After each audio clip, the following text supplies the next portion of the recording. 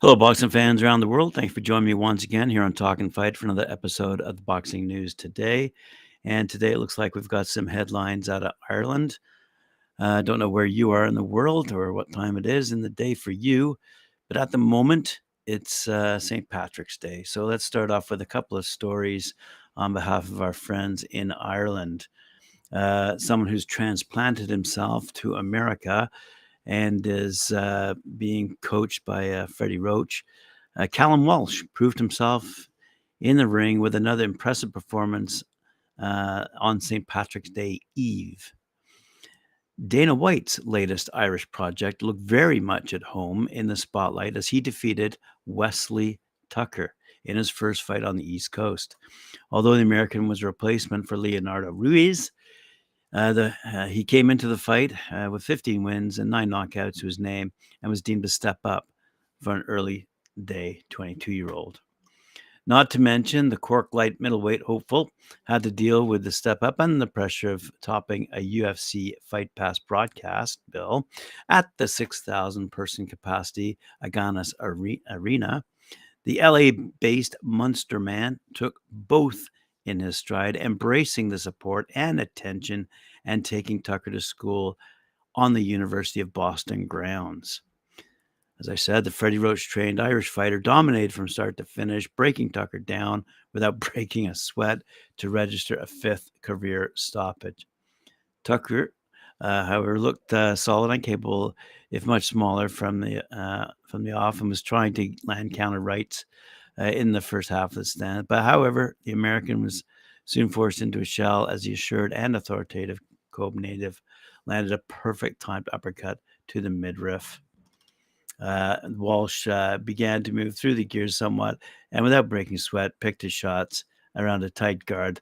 A left hand sent Tucker to the floor early in the second and led to a one-way round that was the last of the 10-round fight. And he is now 6-0. Congratulations, Callum. Another headline out of Ireland, courtesy of, I suppose, Katie Taylor and her big bash coming up on May 20th. The headline reads, Kate Radomska closes on Matchroom starlet and an Irish-English clash. There could be more than one intriguing Ireland versus England women's fight at the 3 Arena on May 20th, says this article. Kate Radomska, 3-1, and Maisie Rose Courtney, 1-0, have their way. IrishBoxing.com understands the pair have been in touch and agreed to fight each other. Now that's all left to do is convince Eddie Hearn.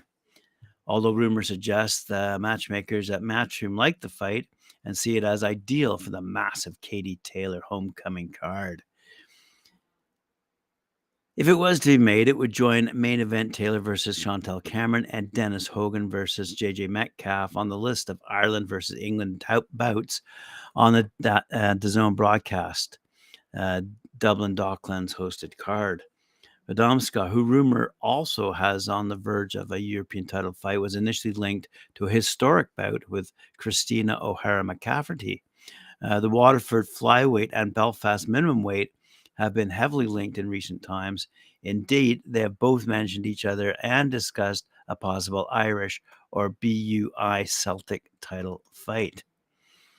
If it was to be made for a title and the pair were to trade leather for either the Boxing Union of Ireland straps, it would prove a first ever Irish female title fight. And as a result, a fight that would reflect Taylor's legacy on a night she further cements it.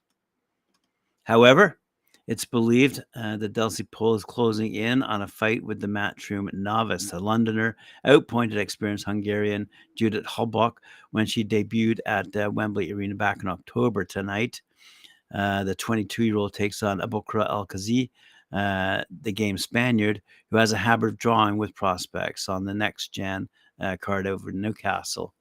And I don't have a result on that, by the way.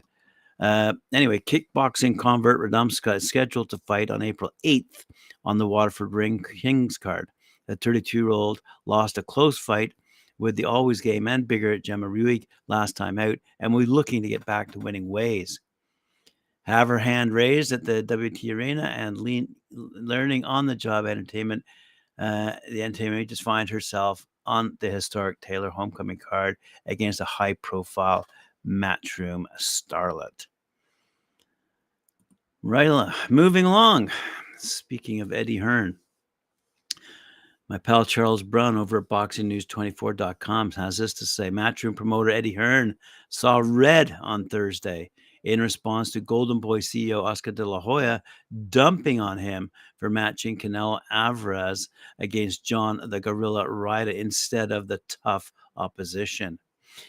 In an interview, De La Hoya stated that he has a problem with Hearn matching his former flagship fighter Canelo against all these British fighters, who were little more than hors d'oeuvres for the Mexican star, rather than a main course meal against a talent like David Benavidez. De La Hoya says Canelo is now regressing by fighting the 34-year-old Ryder, who has a whole bunch of losses and has been beaten by 3 of the superstar's former victims.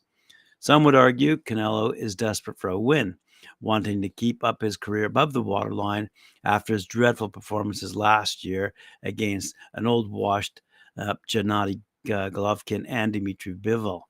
The fight showed clearly that Canelo can no longer hang with the best and would be food for talents like Benavidez, Dave Morrell, Bivol, and Artur Beterbiev.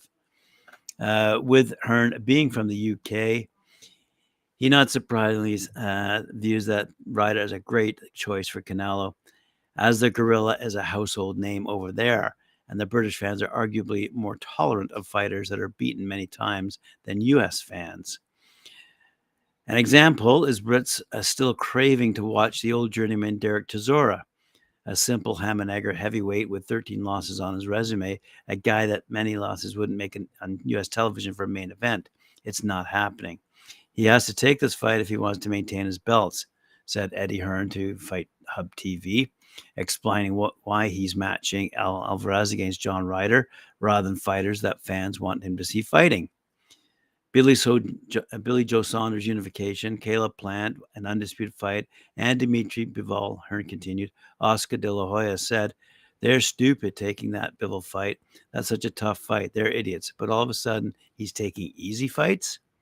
I think he needs to look at some of his own matchmaking, particularly Gilberto Ramirez this weekend, and particularly Jaime Munguia, which has been absolutely horrific.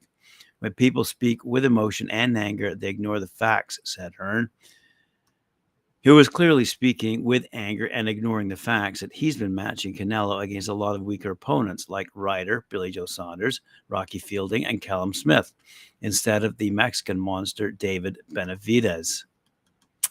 There you go, sports fans.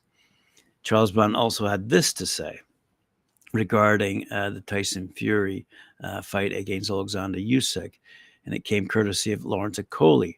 Okolie says the IBF, WBA, WBO heavyweight champ Usyk will pop Tyson Fury's midsection with left hands and move around to win a points decision over him on April 29th if their undisputed fight takes place in a large ring at the Wembley Stadium in London. Okolie states the the WBC champ Fury won't want a large ring for the fight, and he'll be able to trap Usyk and lay on him. The size of the ring will likely have been negotiated in Fury's favor because he'll use his A-side position to get as small a ring as possible to prevent Usyk from using movement to make an ape out of him. It won't be surprising if the ring resembles a phone booth on the night, says Brunn, with the ropes nice and loose for Fury's benefit. Usyk, who's 20-0, 13 knockouts, will ignore the head completely of the 6'9" Fury and focus on hitting him to his flabby midsection, which is the perfect target for punches. As many fighters have discovered, trying to hit Fury to the head is near impossible because he moves it a lot and leans backwards, making it challenging to connect cleanly unless one is standing right on top of him. The belly is there, though, an inviting target for smart heavyweights like Usyk to attack at will with his punches. Usyk has already said he'll hit Fury in his belly every time. Strangely, Fury's past opponents lacked the ring IQ to attack his body 100% of the time, instead focusing on headhunting. Even Vladimir Klitschko focused on trying to hit Fury in the head, and it was surprising because he should have made adjustments after the first couple of rounds to go downstairs once he noticed that he was leaning backward with his upper body over the ropes, looking like an ostrich burying its head in the sand. What Fury can't protect is his overlarge belly, which is loaded with fat. Fury has the body of a truck driver, and no amount of training in the next 6 weeks will burn that flab off by April 29th rolls around. Holy shit. If Fury were smart, he would have begun his training camp in December like Usyk, but he didn't. He's been riding high off his stoppage win over 39-year-old journeyman Derek Chisora last December on cloud 9 from that empty victory. Lawrence Okolie said, I think Tyson Fury will win by points or by light stoppage just by physically, as long as they make it a small ring as well. It's not a big thing. It's not a big ring. I think in a big ring, says Okolie, Usyk will be able to dance and pop left hands to the body. I don't think he'll go headhunting at all. He'll just be popping to the body from round 1 to round 12 and just moving and trying not to get caught and try to get a pinch decision. So I think a nice small ring, Tyson gets hold of him and lay him in a bit, pushing and pulling him around, makes it very difficult to get past the 11th with Tyson. I think Tyson Fury wins that one. Lawrence Okolie is a very complicated man. Anyway, for the last story of the day, let's fly over to Montreal in Quebec, Canada, where there was a fight taking place at the Place Bell Arena, which was shown on ESPN Plus, presented by Lou DiBella.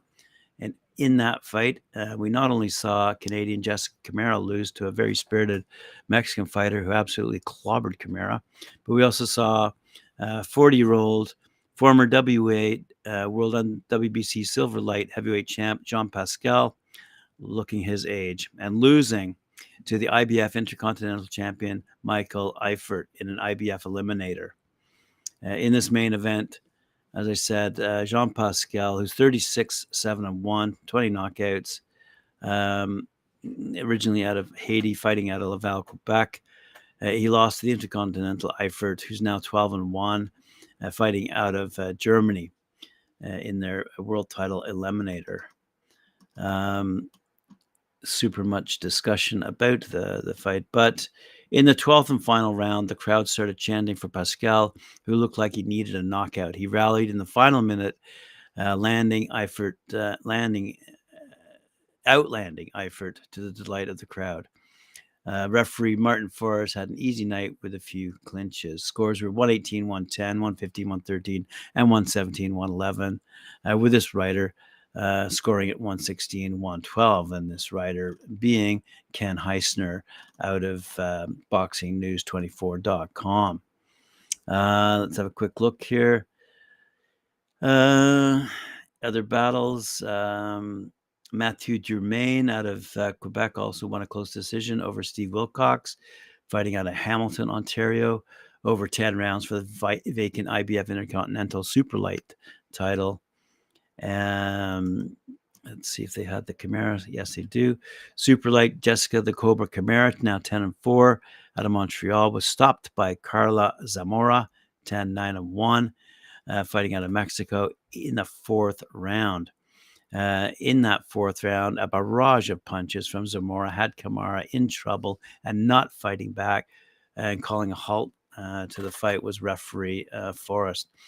Elsewhere on that card, we saw light heavy 2016 Olympian Joseph Mighty Ward, 9-1, out of Ireland. He stopped Mario Rodriguez, 7-1, out of Yucatan, Mexico, in the 1st round of their 8-rounder. In another women's competition, Super Bantam Caroline Vier, 2-0, out of Paris, France, and Montreal, Canada, defeated feather champ, also out of France, Aniel Angerville, 5-2-1, over 6 rounds. It looks like in the first 3 rounds, Veilleur had an edge in 2 of them. In the 4th through 6 rounds, though, Angerville finally took a round in the 6th, and referee is Martin Forrest in that one. Bantam, Amanda Gali also fought, someone who we've covered often on Talk and Fight. She defeated Lorena Coyote Caruz out of Mexico City, Mexico, in their eight-round battle. Let's have a quick read here. In the first 3 rounds, Gali had a slight edge, with both throwing overhand rights for the most part. In the 4th round, Cruz suffered an injury to her right shoulder and got a minute to recover. In the 4th and 5th rounds, Cruz did recover well enough to take the rounds out, landing Gali. In the 7th round, however, Gali decided to use her jab, take the round. In the 8th and final round, Gali landed quite a few left hooks to the chin of Cruz and might have pulled out the win. I thought she did win. Scores were 7-9, 7-3, 80-72 twice. Welterweight Southpaw Yoel Angeloni 2-0 stopped Alexander Calixto out of Mexico in the 2nd round out of their 4-rounder. So there you go, a big fight night over in Montreal, Canada. Good to see some Canadians in action, some winning, some unfortunately losing, but good to see Canadians back in the ring over in Quebec, and we look forward to seeing more action out of Ontario, Canada's biggest province, and an upcoming battle coming your way via Buxton Promotions in Pickering. Thanks very much for joining. Appreciate it. Remember to like, share, subscribe, hit that notification bell, and I'll see you later on 4 p.m. when I join Mike Gore and Cedric Ben for their show, Knuckle Up.